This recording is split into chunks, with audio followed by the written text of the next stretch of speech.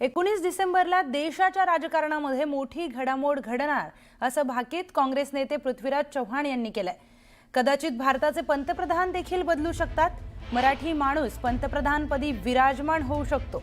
इस्रायलचा गुप्तहेर इपिस्टीनने केलेल्या स्टिंग ऑपरेशनने अनेक जण अडचणीत येण्याची शक्यता आहे असा दावा देखील पृथ्वीराज चव्हाण यांनी केलाय।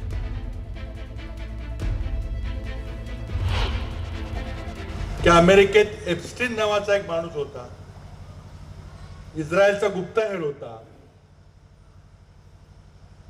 त्याने जो धुमाकूळ घातलेला आहे अमेरिकेमध्ये,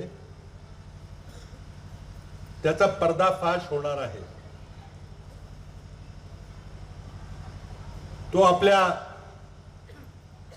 विविध प्रासादामध्ये, मोठ्या मोठ्या हिमल्यामध्ये, बंगल्यामध्ये सगळे कॅमेरे ठेवून, व्हिडिओ करून सगळ्या बड्या मोठ्या लोकांची छायाचित्रण केलेली आहे। ती सगळी छायाचित्रणं, ती सगळे फोटोग्राफ अमेरिकन संसद कायदा करून एका महिन्याच्या आत म्हणजे 19 डिसेंबरला जाहीर करणार आहेत। यात कोणाकोणाचे नाव आहेत,